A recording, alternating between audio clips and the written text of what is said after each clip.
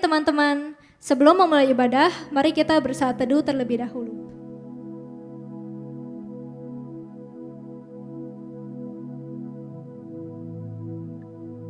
Tuhan, terima kasih telah mengumpulkan kami pada hari ini. Tuhan, tolong berkati hamba-hamba-Mu yang akan melayani hari ini, dan tolong berkati agar ibadah ini bisa bermanfaat bagi kita semua. Terima kasih Tuhan, dalam nama-Mu kami berdoa, amin.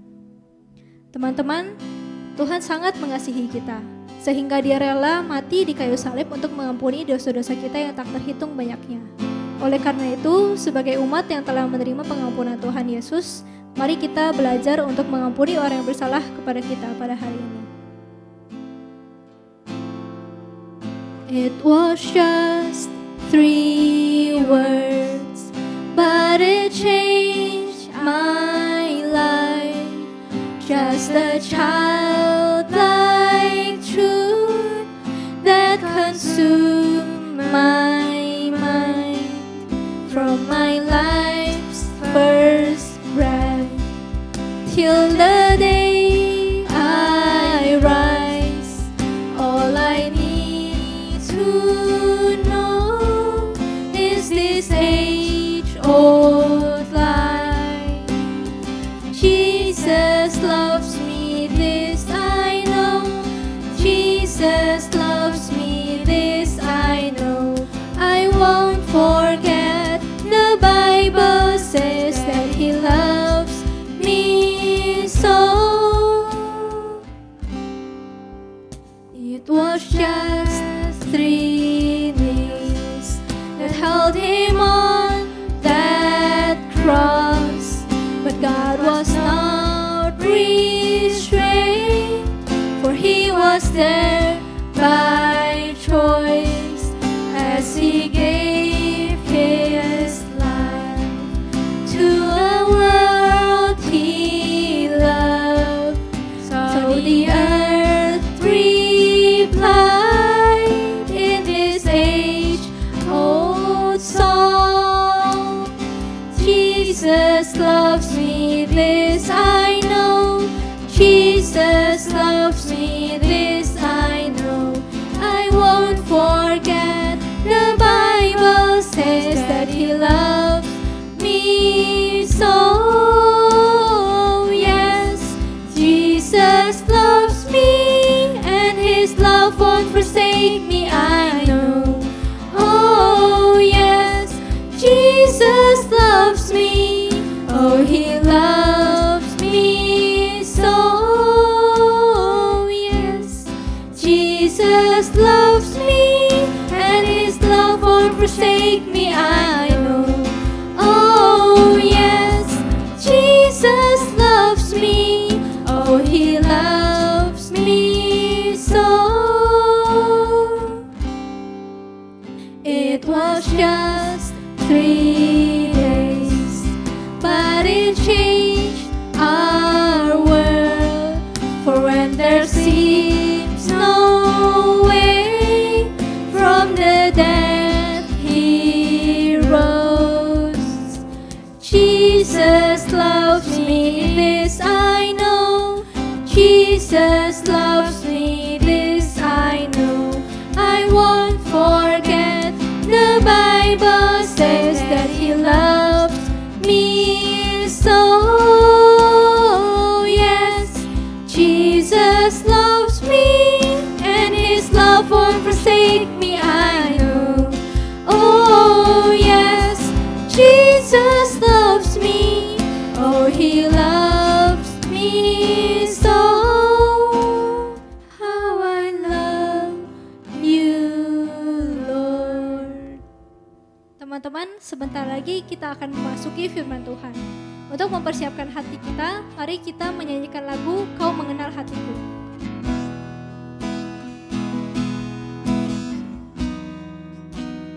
Hanya dekat kasih-Mu Bapa, jiwaku pun tentram. Engkau menerimaku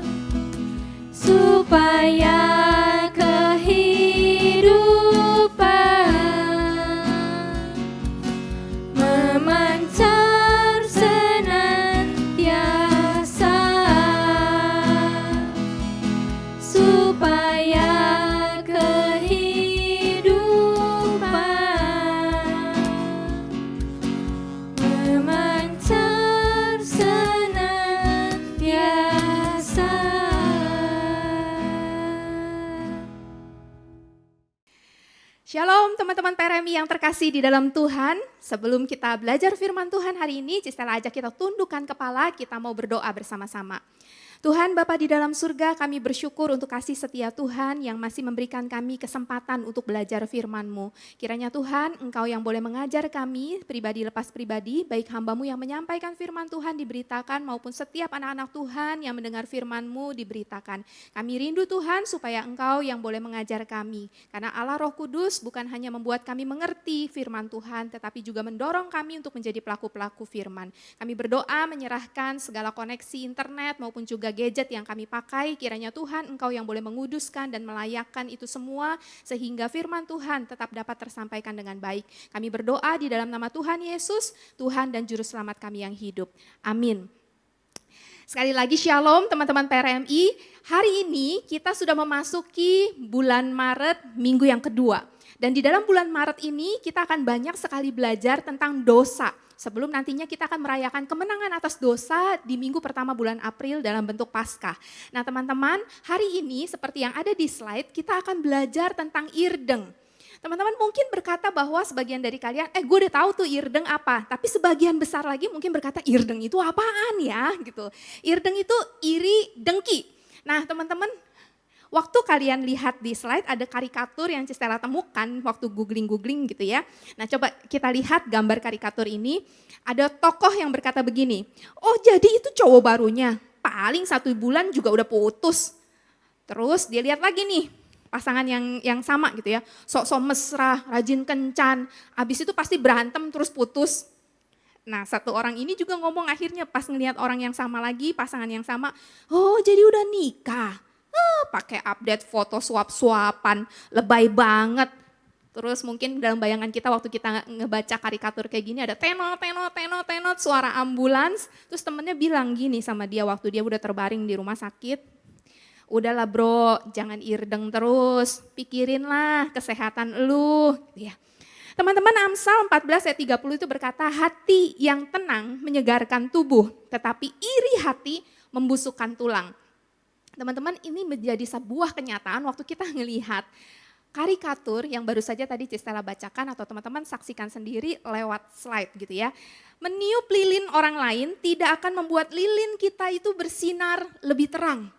Teman-teman, orang yang irdeng itu hatinya nggak tenang seperti yang pemazmur ataupun juga yang membuat Amsal itu katakan bahwa iri hati itu membusukkan tulang gitu ya. Hatinya nggak tenang, nggak ada damai sejahtera, nggak ada sukacita dalam hidupnya. Sebenarnya kalau kita mau lihat kamus besar bahasa Indonesia, Cistela akan bacakan apa sih sebenarnya iri itu ya. Bedanya apa sama dengki? Iri itu menurut kamus besar bahasa Indonesia, perasaan kurang senang melihat kelebihan orang lain yang lebih beruntung dan lain sebagainya. Cemburu, sirik, atau dengki. Nah bedanya dengan dengki, teman-teman perhatikan gitu ya. Dengki itu menaruh perasaan marah, benci, tidak suka karena iri yang amat sangat kepada keberuntungan orang lain. Jadi kalau kita lihat tingkatannya, dengki itu lebih tinggi gitu ya. Bukan cuma sekedar gak suka, tetapi ada perasaan benci gitu ya. Tingkatannya lebih tinggi. Nah kalau Cistela coba simpulkan, iri itu artinya mengingini apa yang dimiliki orang lain yang kita tidak miliki. Kalau orang lain punya, gue juga pengen punya. Itu ngiri. Sementara kalau dengki mengingini apa yang dimiliki orang lain itu lenyap. Karena tingkatannya lebih tinggi gitu ya. Kalau saya nggak punya, orang lain juga nggak boleh punya. Itu dengki. Teman-teman kalau kalian ngelihat di gambar slide gitu ya.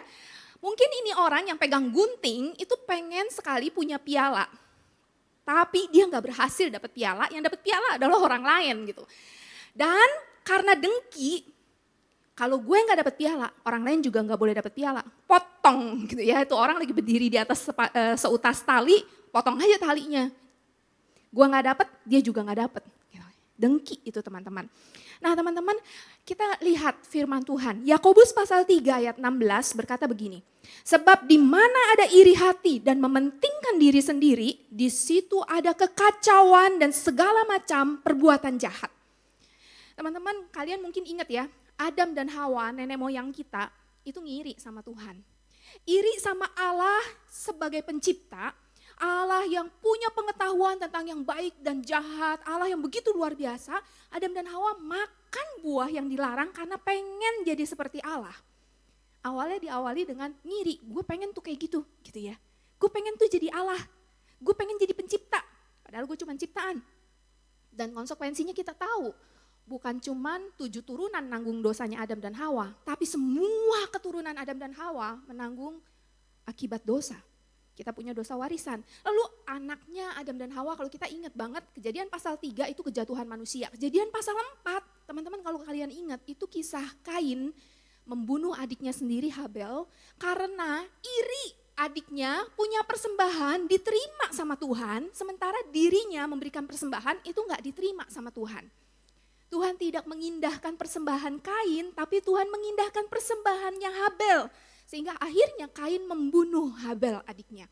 Lalu teman-teman mungkin akan ingat lagi kisah Yusuf itu dijual sama saudara-saudaranya sendiri kepada orang asing.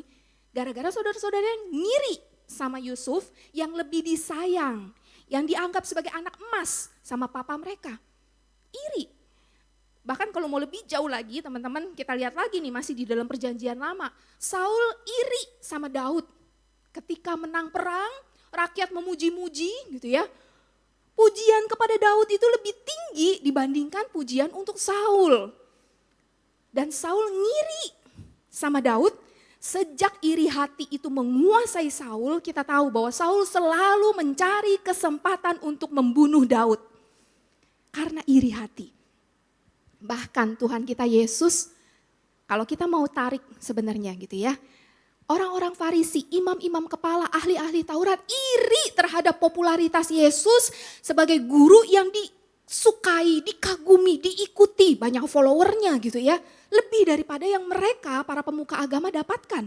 Mereka iri sama Yesus sehingga mereka berusaha untuk cari-cari kesalahan Yesus. Mereka cari saksi palsu, tujuannya untuk melenyapkan Yesus, membunuh Yesus, menyalibkan Yesus lewat tangan pemerintahan Romawi.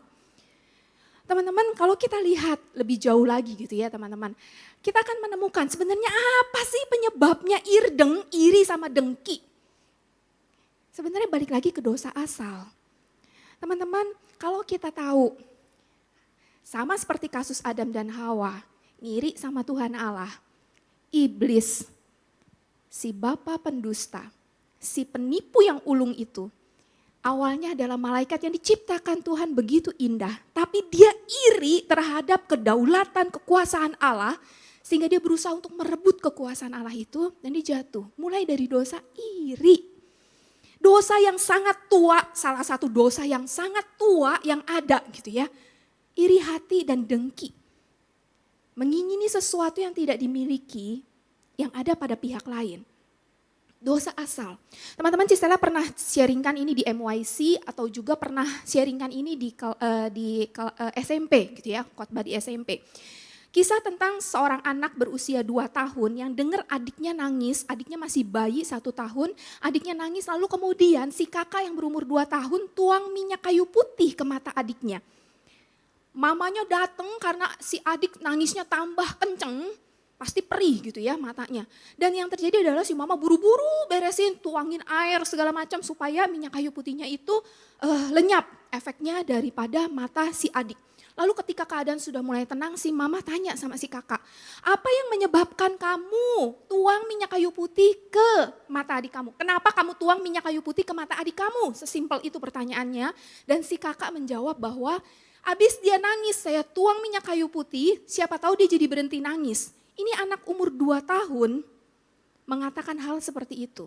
Dan ketika anak ini sudah remaja, dia tahu bahwa yang dia katakan kepada mamanya itu adalah sebuah kebohongan.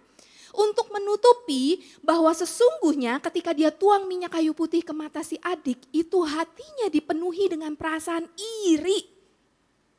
Ketika si adik itu menangis, semua perhatian anggota keluarga akan tertuju kepada si adik. Si kakak yang selama ini menjadi anak sulung, selama ini dapat perhatian dari keluarga, sekarang harus berbagi dengan adik yang baru berusia 1 tahun, sementara dia udah 2 tahun. Teman-teman saya bisa katakan dan ceritakan ini dengan begitu detail karena saya si kakak. Saya si kakak yang menuang minyak kayu putih ke mata adik saya. Mungkin saya tidak membunuh seperti Kain membunuh Habil adiknya secara fisik dimatiin. Tetapi berdasarkan kebenaran firman Tuhan, ketika kita tidak suka, ketika kita benci dengan kehadiran seseorang yang kita anggap merebut apa yang tadinya kita miliki, lalu kemudian kita berkata lebih baik lu gak ada, lebih baik lu lenyap sehingga segala perhatian itu akan kembali kepada gue. Teman-temanku yang terkasih, di titik itu sesungguhnya telah terjadi pembunuhan. Di usia 2 tahun saya telah menjadi seorang pembunuh. Karena apa? Karena saya irdeng kepada adik saya yang masih bayi pada waktu itu. Teman-teman, saya mau mengatakan bahwa tidak ada orang yang mengajarkan kepada saya, begini loh kalau kamu gak suka kamu harusnya lakukan ini. Ini loh caranya untuk iri, ini loh caranya untuk dengki sama kehadiran seseorang yang kamu gak suka. Gak ada yang ngajarin kepada saya seperti itu, tapi saya bisa lakukan itu di usia 2 tahun. Ini mengatakan bahwa setiap kita sangat-sangat rentan untuk merasakan iri dengki. Karena kita manusia yang sudah jatuh dalam dosa, teman-teman. Waktu kita ngomongin jatuh ke dalam dosa, artinya kita tidak bisa lagi melihat diri kita dari sudut pandang Tuhan melihat dan menciptakan kita. Kita sudah sangat-sangat terdistraksi, terganggu, tidak mampu untuk melihat diri dengan tepat. Kita akan cenderung menghargai diri, kelebihan atau kekurangan seperti yang minggu kemarin kita pelajari lewat How Low Can You Go yang dibawakan oleh penginjil Hermanto. Kita akan cenderung merasa sombong atau merasa minder dan pada dasarnya itu adalah penghargaan diri yang tidak tepat. Kita butuh orang lain untuk dibanding-bandingkan dengan diri kita. Kalau kita merasa bahwa kita lebih baik dari orang lain, di situ kita merasa sombong. Tapi begitu kita bandingkan lagi, dia lebih daripada gua, kita minder. Penghargaan diri kita tidaklah tepat ketika kita berusaha untuk compare dengan orang lain. Natur manusia yang sudah jatuh dalam dosa, kita rapuh sekali untuk membandingkan diri dengan orang lain. Kita butuh orang lain untuk membuat diri kita merasa lebih baik. Natur manusia yang berdosa dan itu disebabkan bahwa diri kita sangat merasa tidak aman, insecure. Kita merasa tidak aman di dalam kehidupan ini.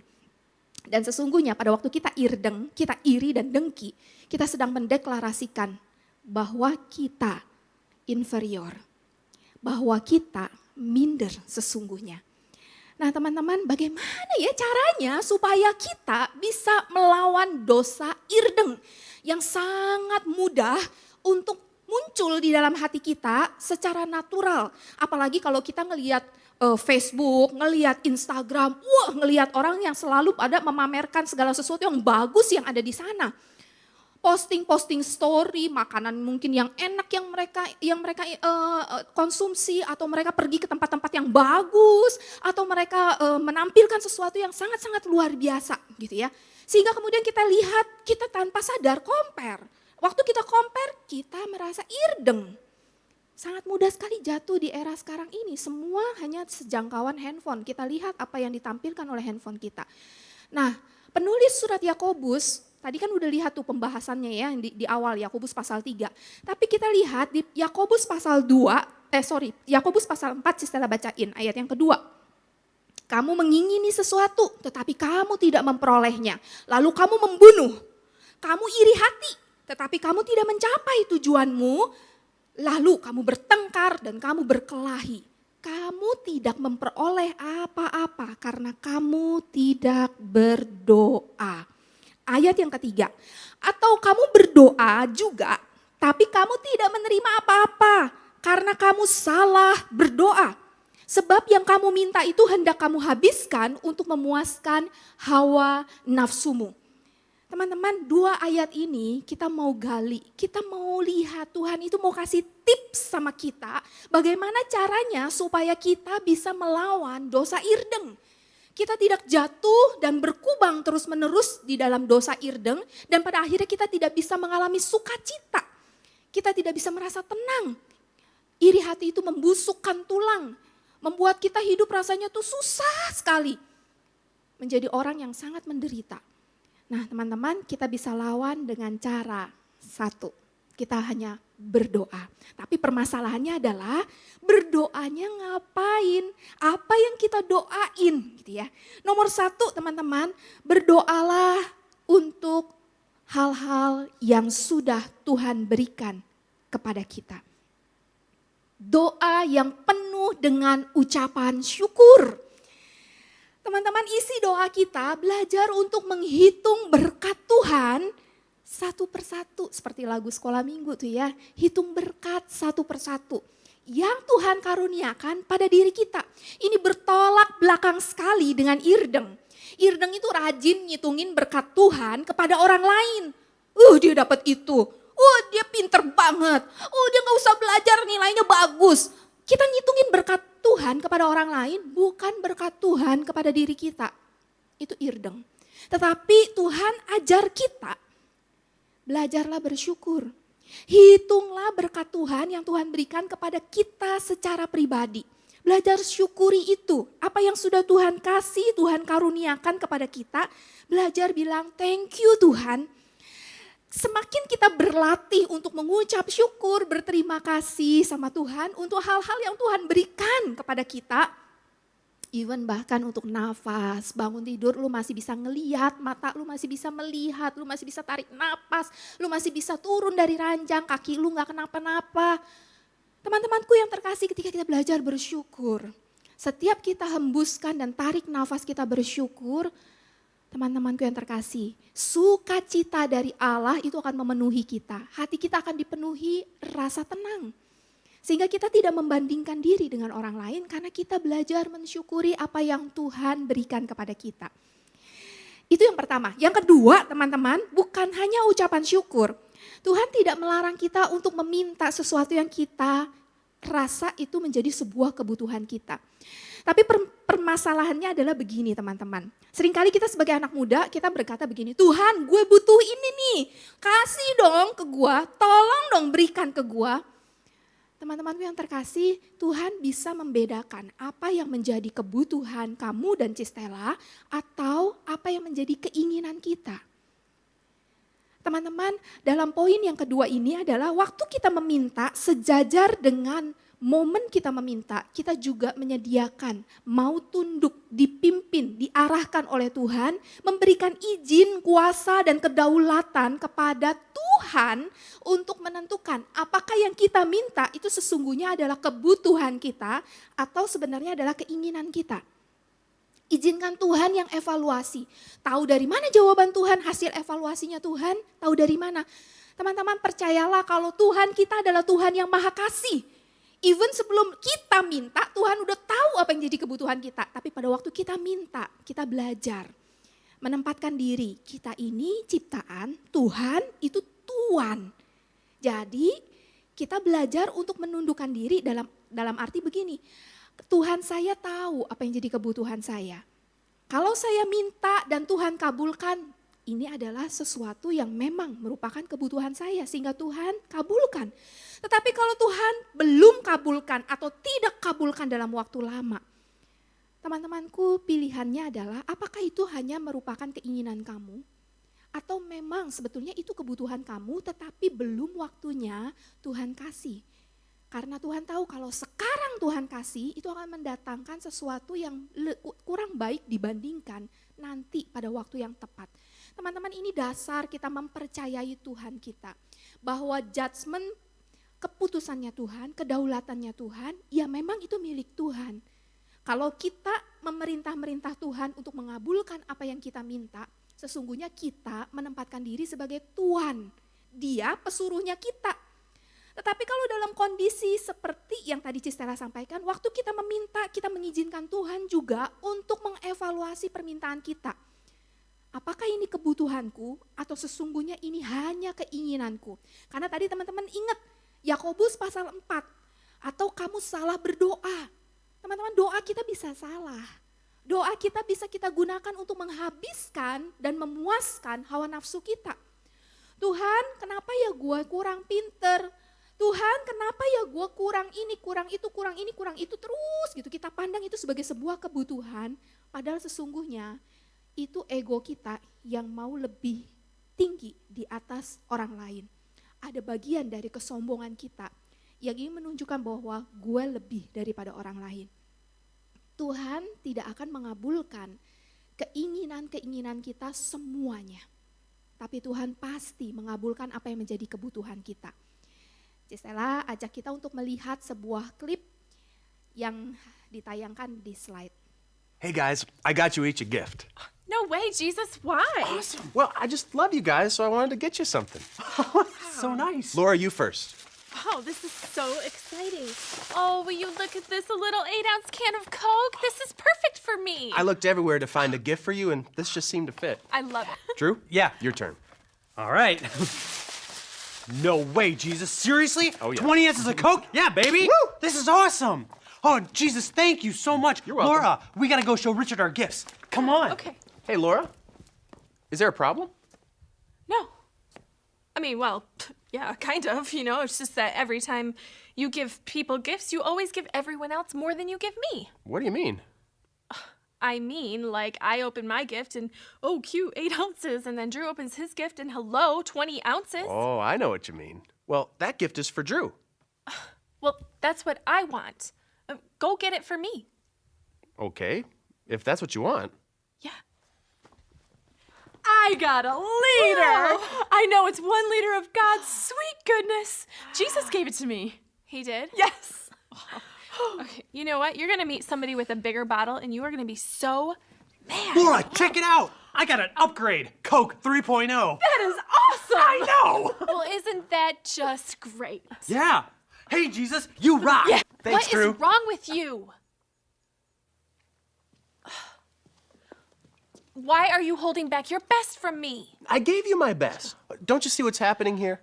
You're letting everyone else's gifts steal your joy. No, Jesus, you are stealing my joy by giving everyone else more than you give me. Laura, I picked this gift out for you. That's what I wanted you to see. I don't care. Until you can look past this, all you're going to see is a can of Coke.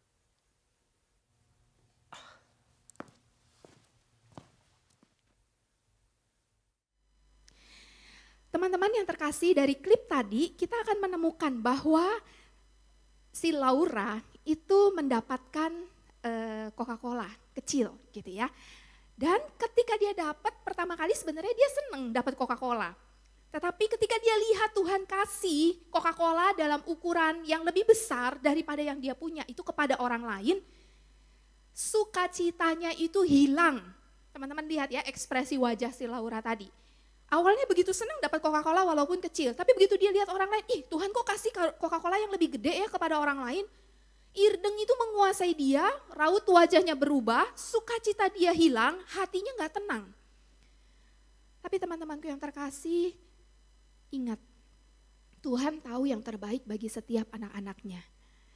Kita seringkali ketika membandingkan diri dengan orang lain, kita melihat orang lain mungkin hidupnya lebih enak. Orang lain kelihatannya kok keluarganya harmonis, beda ya sama keluarga gue, papa mama ribut mulu misalnya. Orang lain kok kayaknya belajar cuman baca sekilas, udah gitu udah dia main-main, gak kayak gue udah belajar mati-matian, nilainya tetap aja lebih rendah dari dia. Kita lihat orang lain kelihatannya hidupnya selalu lebih enak, lebih perfect daripada hidup kita.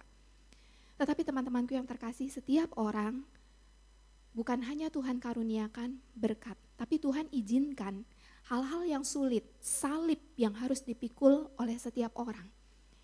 Dan pada waktu kita menginginkan berkat Tuhan kepada orang lain, di titik yang sama seharusnya kita juga menginginkan salib orang itu.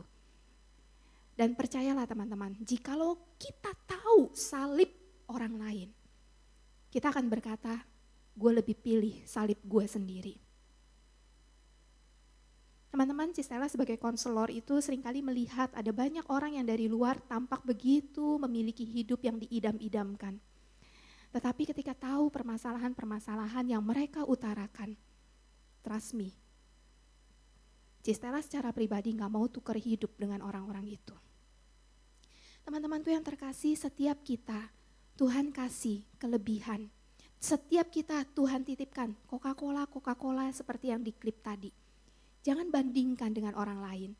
Terakhir Yesus itu ngomong sama Laura, apa yang lu lihat? Sesungguhnya yang lu lihat, lu tuh udah dapat berkat gitu ya. Lu lihat di tangan lu tuh udah ada Coca-Cola. Gitu.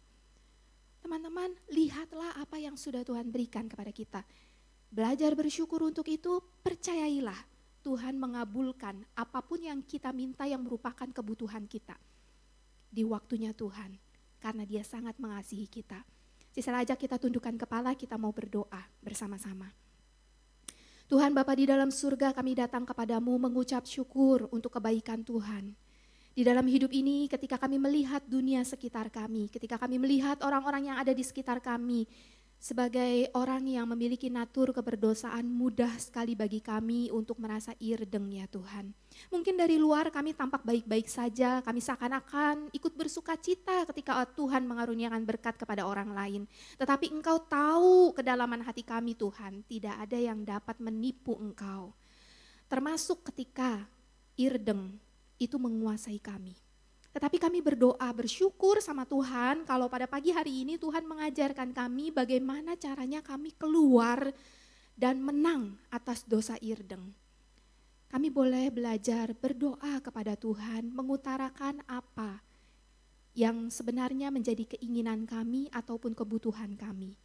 Sehingga ya Tuhan, kami mau membiarkan Engkau menjadi Tuan yang memutuskan untuk menjawab dan memberikan, mengabulkan seturut dengan kasih kehendak-Mu ya Tuhan.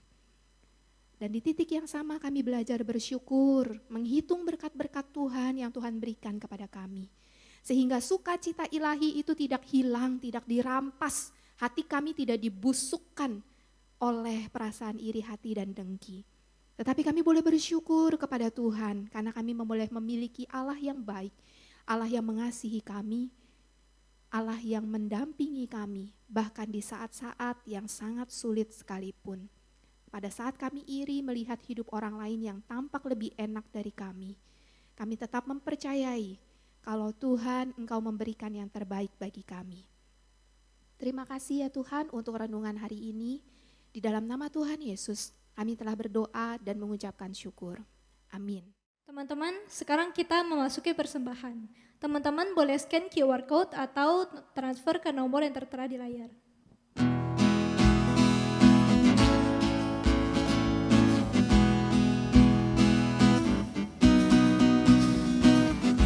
Kecaplah dan lihatlah betapa baiknya Tuhan itu. Rasakan dan nikmati kasih setia Tuhan. Kecaplah dan lihatlah betapa baiknya Tuhan itu. Rasakan dan nikmati kasih setia Tuhan. Syukur bagimu Tuhan, segala hormat bagimu Tuhan, Allah yang mengasihiku, Allah yang memeliharaku. Syukur bagimu Tuhan, segala hormat bagimu Tuhan, Allah yang mengasihiku, Allah yang memeliharaku selamanya.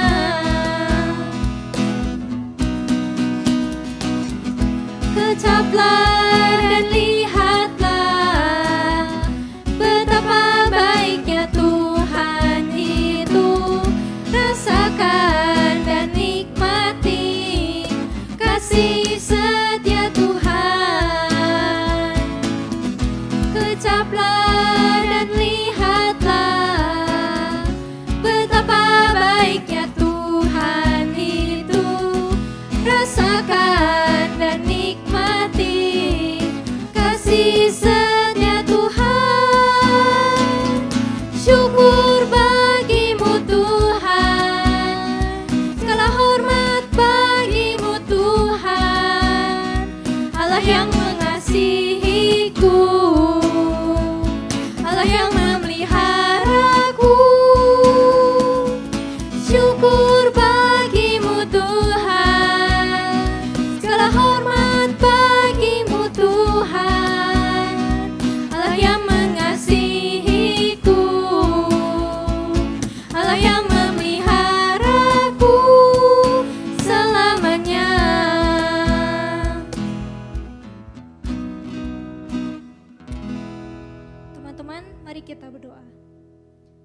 terima kasih telah memberkati ibadah kami pada hari ini. Kami telah memberi persembahan. Tuhan, tolong gunakan persembahan kami untuk memperluas kerajaan-Mu saja. Terima kasih Tuhan, dalam nama-Mu kami berdoa. Amin. Shalom teman-teman PRMI, puji syukur kita bisa bersama-sama kembali beribadah walaupun secara online. Saat ini saya ingin menyampaikan beberapa warta untuk kita semua. Yang pertama, terima kasih untuk Evangelis Stellaria atau Cistella untuk pelayanannya atas pemberitaan firman Tuhan yang begitu indah. Saya berdoa kiranya Cistella terus dipakai oleh Tuhan untuk menjadi berkat, dan saya juga berdoa untuk teman-teman semua agar terus bertumbuh dan melakukan firman Tuhan dalam kehidupan kita sehari-hari. Yang kedua, tema kita minggu depan adalah I'll Do It Tomorrow dengan pembicara Evangelis Budi Huang. Mari sama-sama kita tetap setia untuk mengikuti setiap rangkaian tema di bulan Maret. Lalu yang ketiga teman-teman, PRMI kembali akan mengadakan challenge di bulan Maret ini. Temanya adalah 3PM atau 3 Premiers Mission. Jadi ada 3 challenge berbeda selama 3 hari melalui Instagram PRMI. Waktu pelaksanaannya adalah dari tanggal 19, 20, dan 21 Maret yang dimulai setiap jam 3 sore di Instagram PRMI. Dan PRMI akan memberikan hadiah top up OVO sebesar Rp50.000. Hadiah ini akan diundi bagi 2 pemenang yang berhasil menjalankan 3 misi berbeda dari PRMI. Lalu warta kita yang keempat, teman-teman, sebentar lagi kita akan memperingati Jumat Agung dan Minggu Paskah. Oleh karena itu, gereja kita memiliki beberapa rangkaian acara Paskah. Mari saat ini kita menyaksikan video informasi dari Panitia Paskah. Shalom Jemaat GMI Immanuel yang kami kasihi. Saat ini saya akan menginformasikan rangkaian acara Jumat Agung hingga Paskah pada tahun ini. Yang pertama, untuk setiap jemaat yang memiliki pergumulan seperti kesehatan, hubungan keluarga tidak harmonis, keuangan, studi, karir, dan lain sebagainya, Bapak Ibu dapat mendaftarkan diri melalui Google Form untuk dapat didoakan secara khusus oleh tim hamba Tuhan melalui acara Rally Doa Tumpang Tangan dengan menggunakan berbagai media.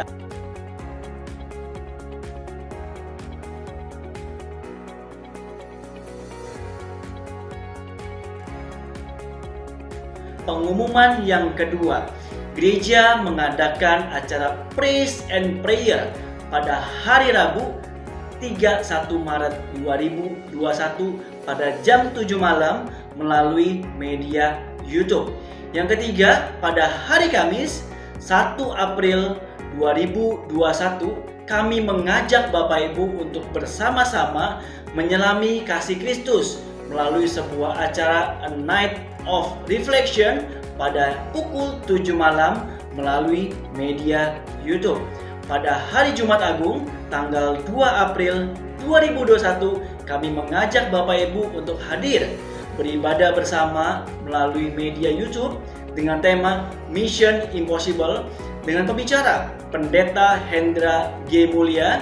Kebaktian diadakan 1 kali dengan 2 bahasa, yaitu dimulai pada 10 pagi hingga 12 siang. Pada hari Minggu, yaitu Minggu Paskah, kami kembali mengajak Bapak Ibu untuk hadir bersama-sama melalui kebaktian umum 1 dan kebaktian umum 2 dengan tema Mission Accomplished, yaitu pembicara kebaktian umum 1 reference John Ong dan kebaktian umum 2 dengan pembicara Pastor Jose Carroll. Kiranya kita semua dapat bersama-sama hadir dalam acara peringatan Jumat Agung hingga kemenangan Paskah. Biarlah Tuhan Yesus memberkati kita semua.